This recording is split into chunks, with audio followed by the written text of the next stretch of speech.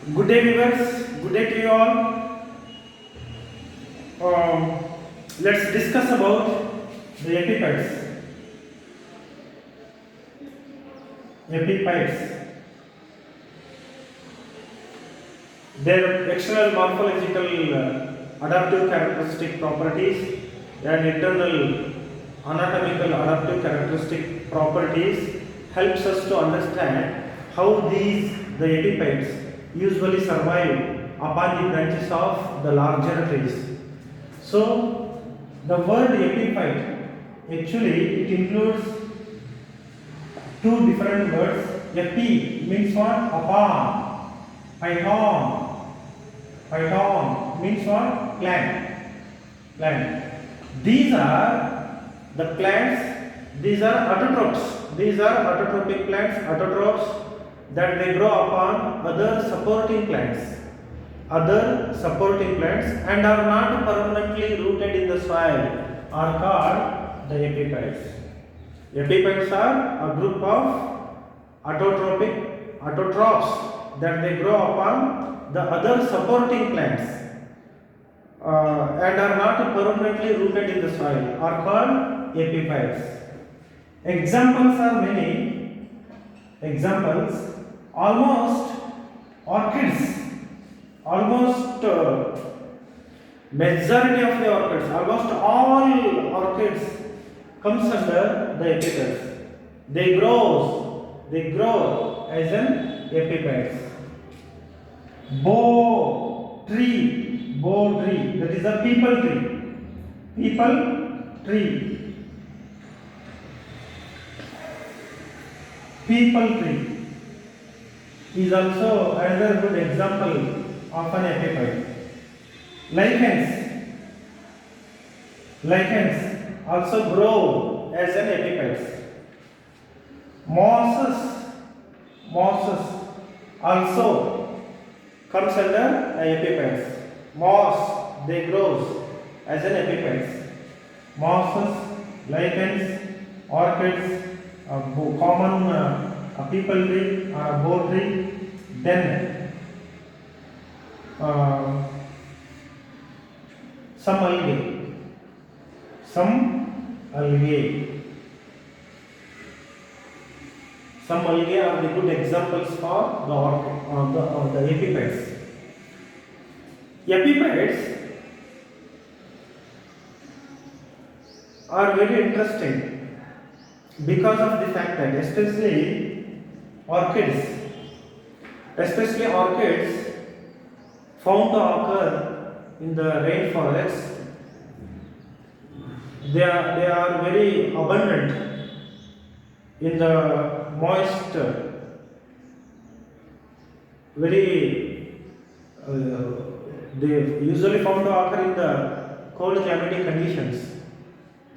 Usually they are abundant in the rainy forests, moist rainy forests.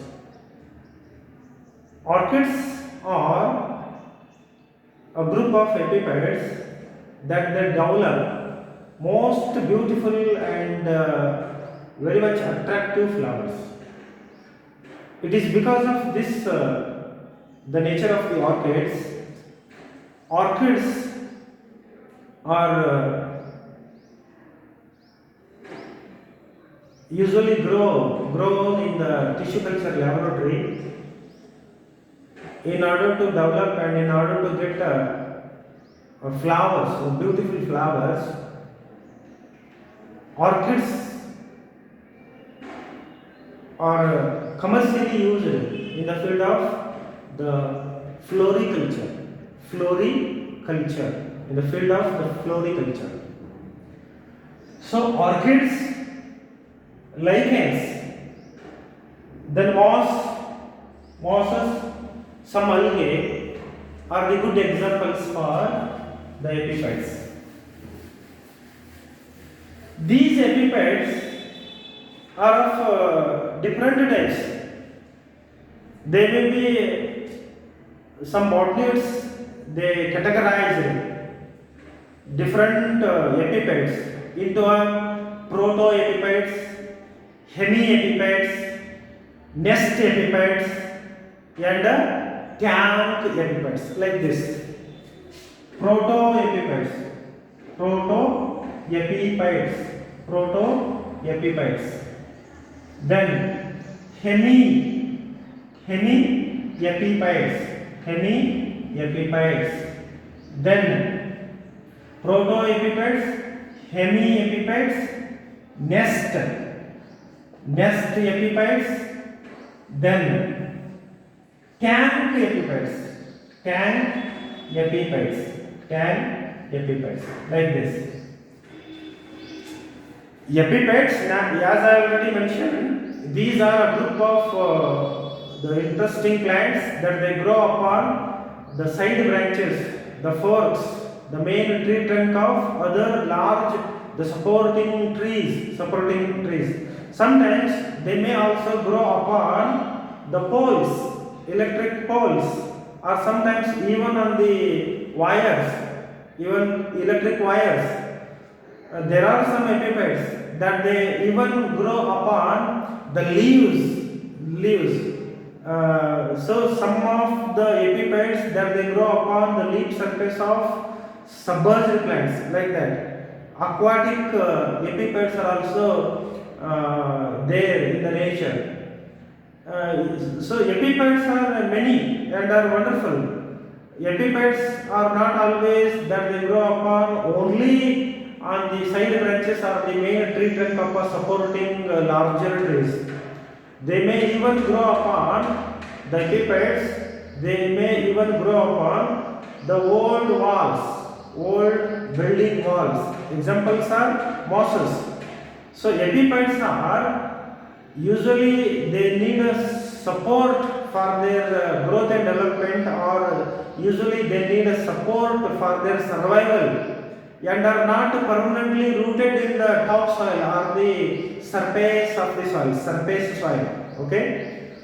So these group of the epiphytes may be a proto-epiphytes or a hemi-epiphytes or a nest epiphytes or a tank epiphytes. Epiphytes may be categorized under these four different headings. Certain epiphytes, examples, let's consider the proto-epiphytes. Proto-epiphytes usually they develop very special adaptive characters. Means what? In order to survive on the branches of larger trees or any other the electric poles or the wires or any of the supporting the structures, these the proto-epiphytes usually develop some special adaptive characters. Means what? They develop that is the pseudobulbous system, then or a tuberous system, or sometimes the three different types of the roots: absorbing root, normal absorbing root, the clinging root, and as well as the hanging root. So proto-epiphytes usually these usually survive upon the branches of supporting trees, but they absorb the moisture contained from the atmospheric air. Example may be here. It is a Dischidia nummularia comes under the proto-epiphytes. Then hemi-epiphytes. Hemi-epiphytes are another the group of epiphytes.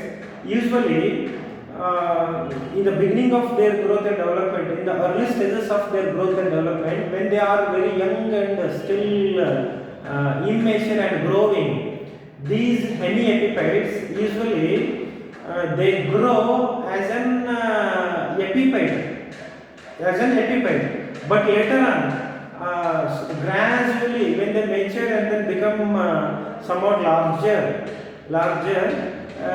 they get a support. Means what? They usually reach the soil and become permanently rooted in the soil. Such a plants are termed as hemiepipeds. Example is a fig. Example is the fig plant, fig trees. Okay, these are hemipeds. In the beginning of their growth and development, when they are very young and immature and very small plantlets, they grow as an epipeds. But as on the maturity, when they become very strong and very larger in size, usually their roots come into contact with the soil and they become permanently rooted in the soil. Such epipeds are termed as hemiepipeds. Then nest epipeds. Nest epipeds are another category, another important groups of the epipeds. Almost majority of the orchids, all orchids considered to be as an nest epipeds. These develop very special adaptive characteristic properties, as I already mentioned. These orchids usually they develop three different types of the roots.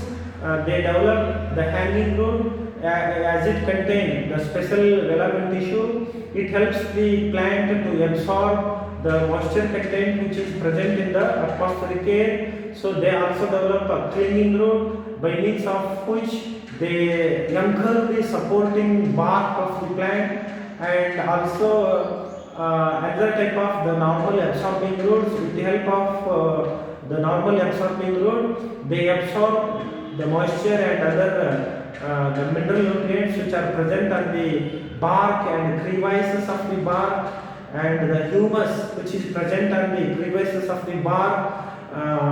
In this fashion, these nest epipeds usually survive on the branches of the larger trees in the forest.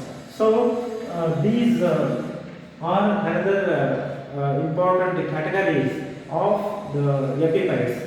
Then the tank epipeds. Tank epipeds are another type of the epipeds. Usually these epipeds develop a large anchoring root,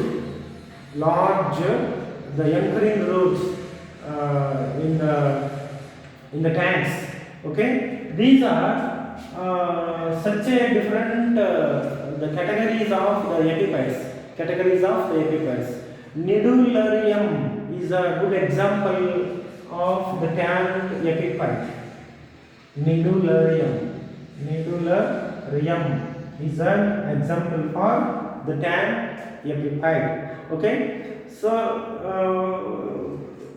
many questions occur in our mind. How can these various epipeds survive upon the branches of a supporting trees, as they never come into contact with the soil? These are autotrophs. Means what? They prepare their own food material, as they contain the chlorophyll pigments or photosynthetic pigments in them, in presence of a sunlight and absorbed water. These are the epipeds are differ from that of the parasitic plants or parasitic plants. These plants never depend upon the supporting plants for their nutrients or for their nourishment. Okay, these plants independently survive. They do not harm the supporting trees.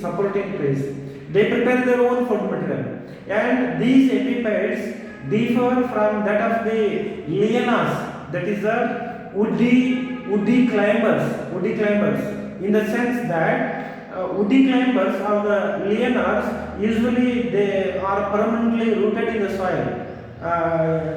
They also need a supporting plant in order to survive in the forest. Okay, epipeds are autotrophic in nature. They prepare their own food material. They do not depend upon the supporting plants for their nourishment. they prepare their own food material. In presence of sunlight, they undergo the photosynthesis. So therefore, epiphytes, in order to survive as an epiphyte, they develop some special morphological adaptive characters. Let's discuss about what are the morphological adaptive characters of the epiphytes. It may be the orchids, or it may be the moss or mosses, or it may be the lichens, or it may be the any other some of the algae also they grow as an epiphytes. Any of the epiphytes, keeping in our mind almost all the different the epiphytes. It is better to discuss various morphological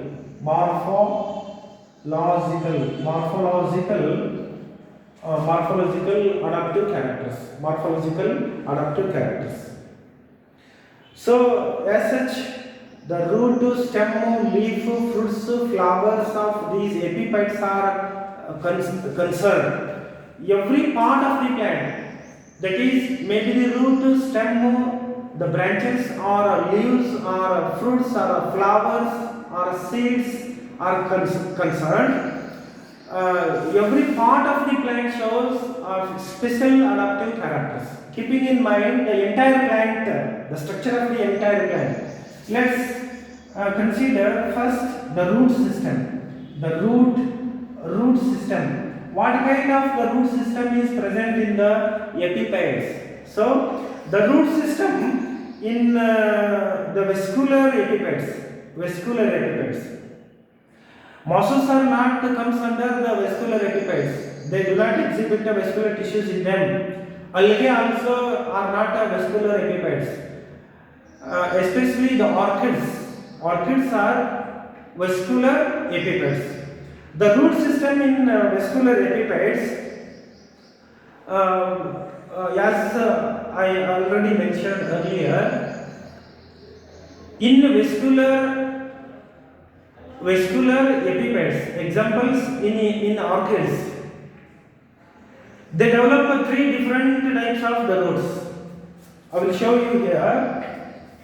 As such, the root system is concerned. Root system. Suppose that this is a supporting the side branch, the branch of the plant on which the epiphytic plant. Example may be here. You may take into your consideration the vanda. Okay, vanda is a good example of the epiphyte.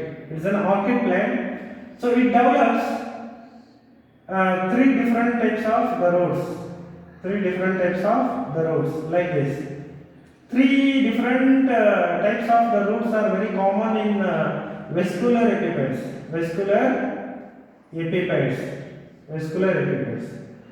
So it is the normal absorbing root and the clinging root and the hanging root, like this. It is what I am showing you now. This is a hanging root. This is a hanging root. As the orchids that they grow upon the side branches or even on the main tree trunk of supporting plants, these hanging roots usually they hang down freely in the atmospheric air.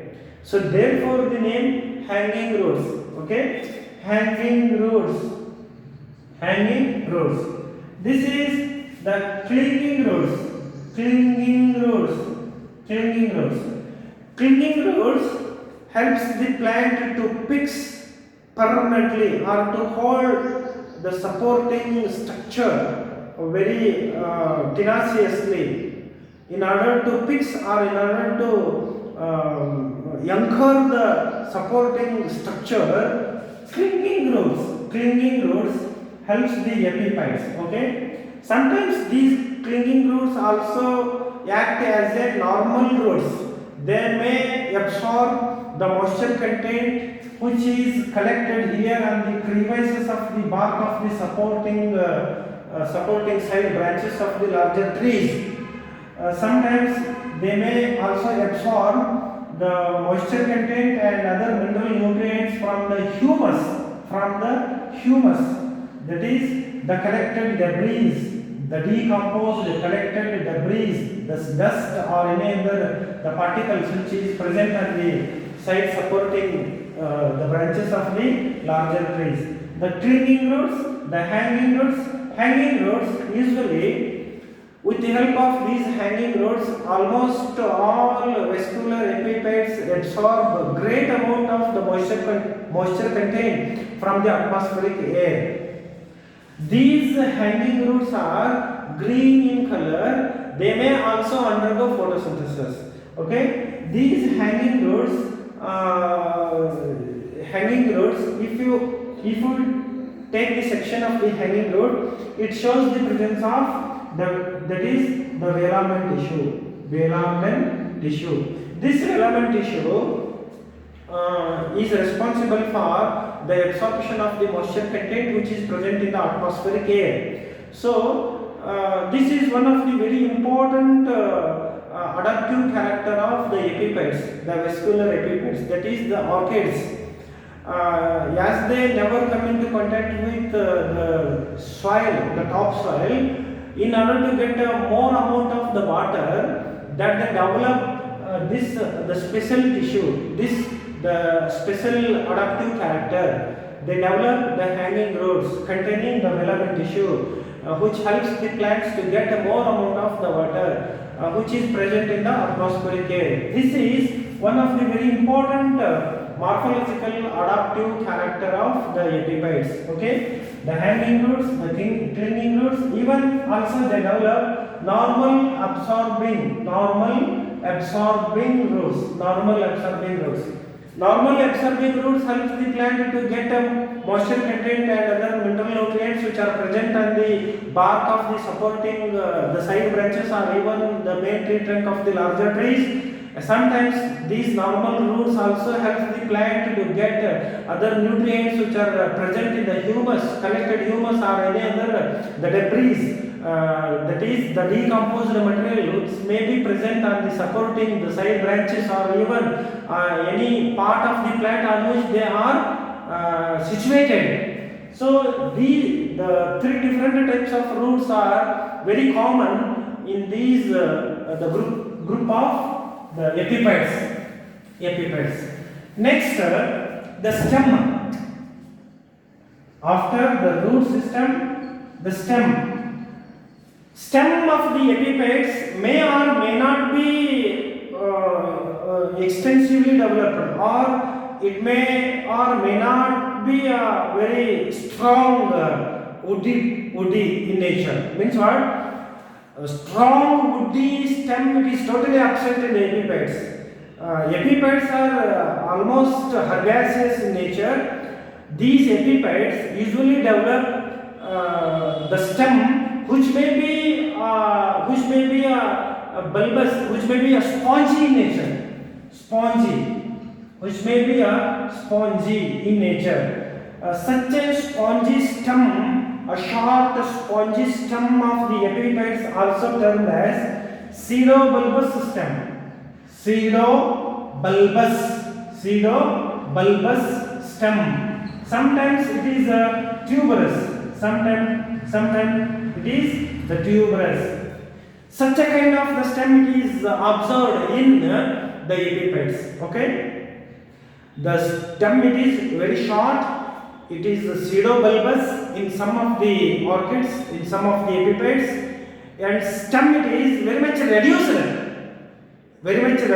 Stem it is present in majority of the epiphytes. Okay, then I am discussing with all of you about keeping in my mind almost all the vascular epiphytes, especially the orchids. Then next to the stem, it is the leaves. What kind of the leaves are present in these the epiphytes? Leaves are also Some of the orchids, they develop many leaves in the form of the bunch, but in a majority of the cases, leaves are very few in number. There are some orchids that they develop only single leaf in a one growing season. Very limited number of leaves are present in these group of the epiphytes. Limited number, very few number.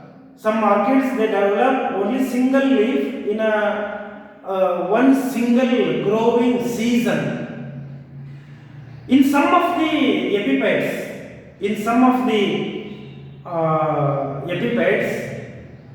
it is the leaves which are modified to get more amount of the moisture content or the water which is present in the atmospheric air.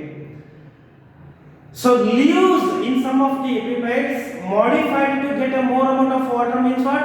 Modified and become into a pitchers. Modified into a pitchers. Leaf pitchers. Leaf pitchers. Leaf pitchers.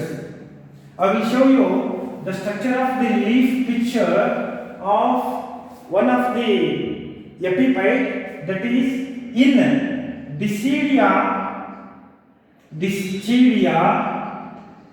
nummularia. Dischidia nummularia belongs to the family Asclepidaceae. Asclepidaceae family. This Dischidia nummularia is very common in the forests of the Sundarban forest in India. This Dischidia nummularia is a vascular epiphyte. It develops the leaf pitcher. Suppose that this is the stem of the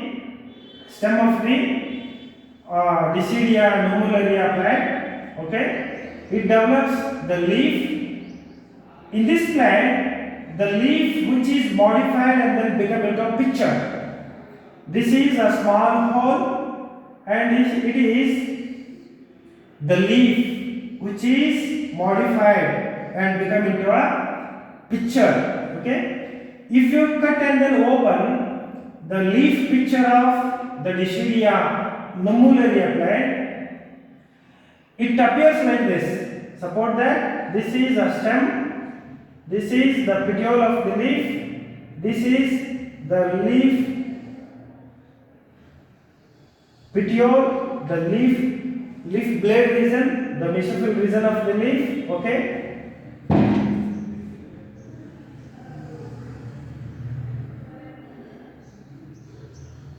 inside of which, if we open the leaf pitcher, on the inner side of the leaf pitcher, it develops very much branched, extensively developed, many small the rootlets. So these are the rootlets.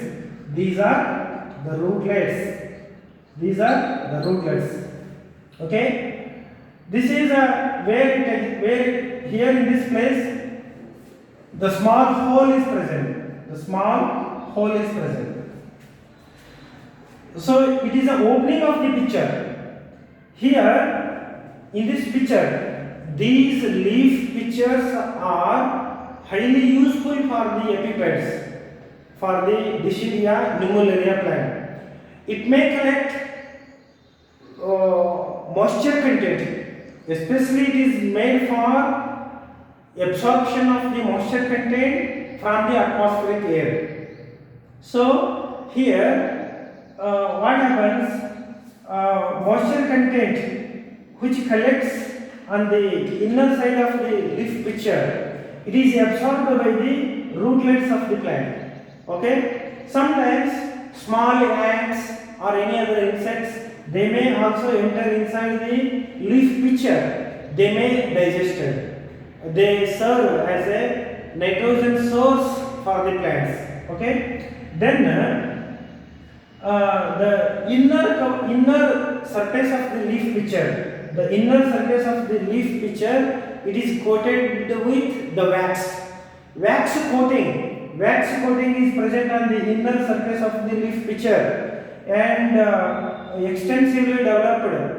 The massive network of the fine rootlets are also present. So sometimes the dust and other humus and the moisture content also collected inside the pitcher, the leaf pitcher of the Dischidia lombularia plant.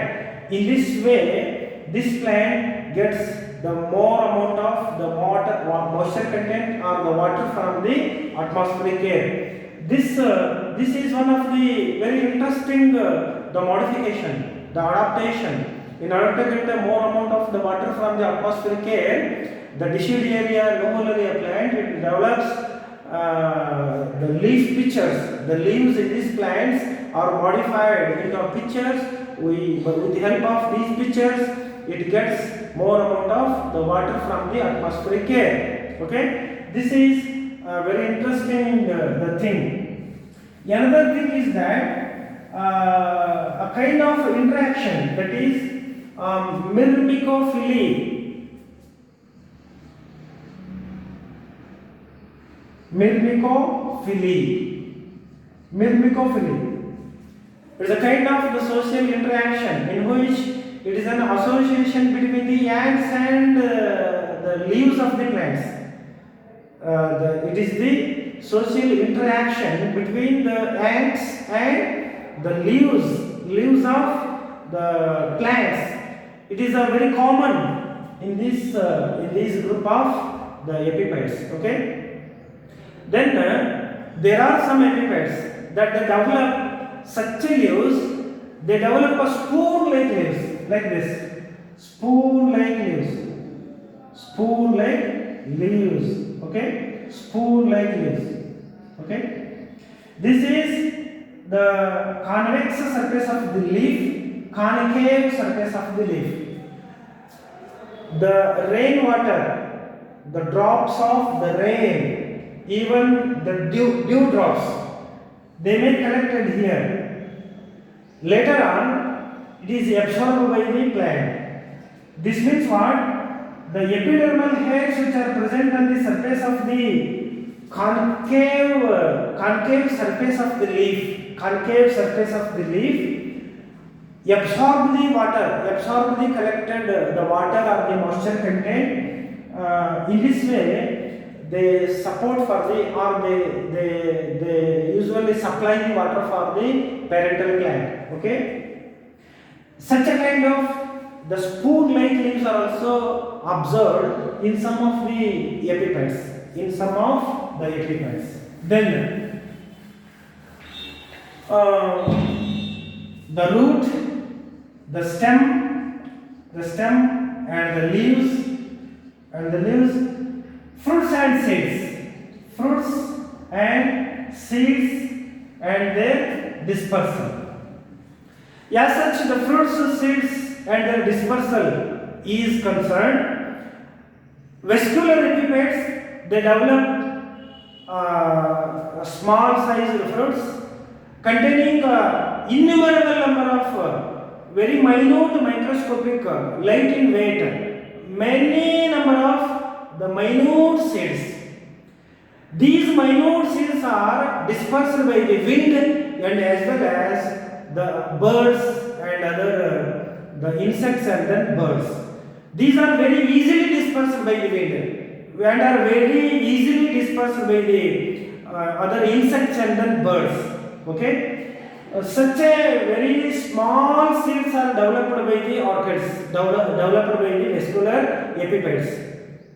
So these small light in weight microscopic seeds are highly useful when they are dispersed to the distant places under a suitable favorable atmospheric the conditions. They may germinate and then become into a new individual independent the new plants. In this way, they develop the small fruits containing a very minute the seeds. These are very easily dispersed by the wind. Then these are various external morphological adaptive characters of the epiphytes. Next move to study various internal anatomical adaptive characters of these epiphytes. It may be the root, or it may be the stem, or it may be any part of the plant. What are the internal adaptive characters that are suited or that are helpful, that help the epiphyte to survive as a complete epiphyte? This is very important. So let's take a look about what are the different anatomical adaptive characters. As such, internal anatomical adaptive characters of these the epiphytes.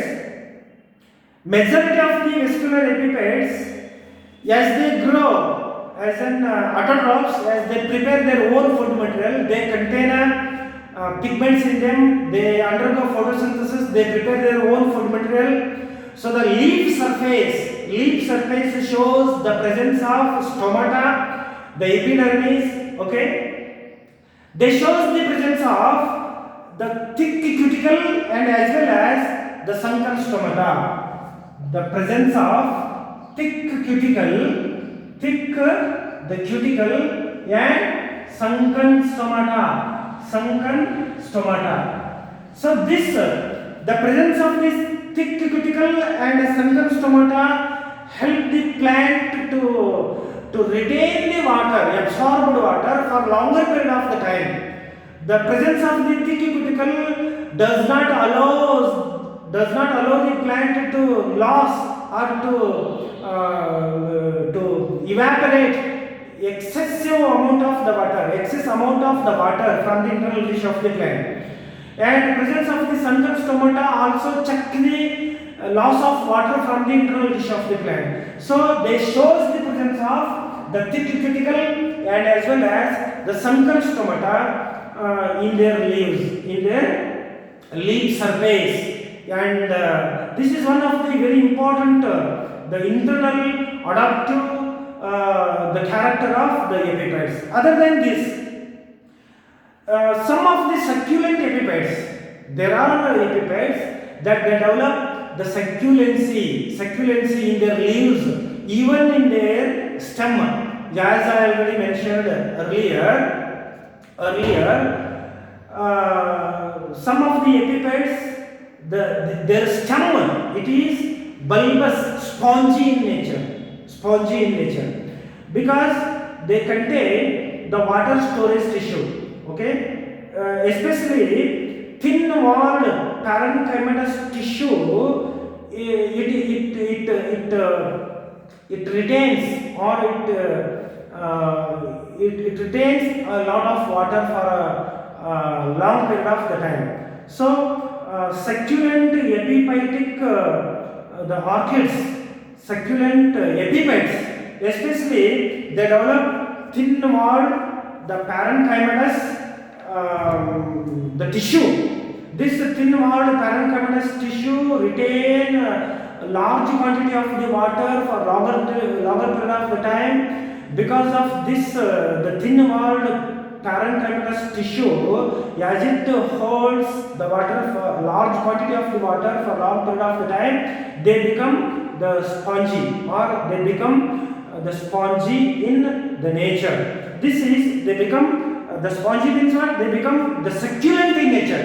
They become thick and fleshy and succulent in nature. This is another important adaptive character of the epiphyte. Okay, they shows internal adaptive anatomical characters are highly specialized. Not almost all the epiphytes shows the presence of the succulency in their leaves and then the stem. Few of them they develop the succulency in their the stem, even in the leaves, because of the presence of this the thin walled the parenchymatous the tissue in them, as it retains the water, large quantity of the water for longer period of the time. It is extensively developed. the parenchymatous thin-walled the tissue which is extensively developed in some of the succulent the epiphytes. It is one of the internal adaptive character of the epiphytes. Okay, as they never come into contact with the soil, so in order to get a more amount of the water, as they survive, as they grow as an epiphyte, they have developed this the special water retaining tissue or water containing tissue. Okay, this is another important anatomical character. Okay, the third another important anatomical character is like this. It is nothing but the velamen tissue. Velamen tissue. This velamen tissue is present in the hanging roots of the epiphytes.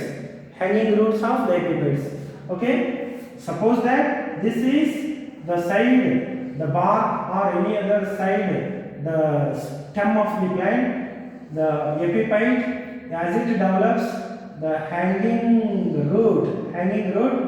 This hanging root, if we cut the section of the hanging root, it develops, it shows the presence of the outer layer, inner to which exodermis. This is termed as the exodermis. Okay, this is the area of the root where the velamen tissue is present. This a special type of the velamen tissue is present in the hanging roots of the epiphytes. This epiphytic the free hanging roots of the plants, as it contains the velamen tissue, this velamen tissue absorbs moisture content from the atmospheric air and it supplies the same absorbed water to the parental plant. Okay, in this the exodermal the layer of the root, there are two types of the cells are present. Thick-walled cells, lignified thick-walled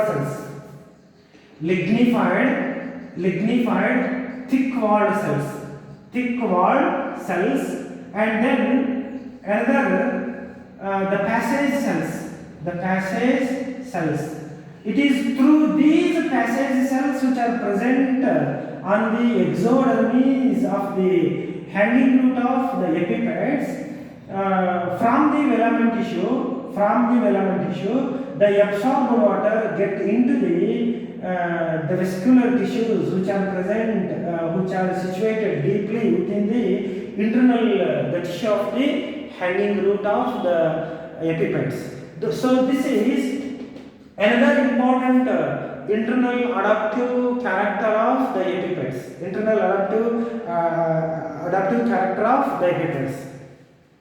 And the rest of the anatomical characteristic properties, internal adaptive features of the epiphytes are similar to that of the mesophytes. Okay, so these various internal anatomical adaptive characters are highly useful for the epiphytes, that they make them to survive upon the side branches or a main tree trunk of the supporting larger trees, and some of them, as I already mentioned, that they grow upon the poles, the electric poles, or sometimes even upon the electric wires. Even some of them they develop on the old walls. Okay, so these are the various morphological adaptive characters and anatomical adaptive characters of the epiphytes. This completes the study of various anatomical, morphological and as well as anatomical adaptive characters of the epiphytes. I shall continue in the next video class. Thank you.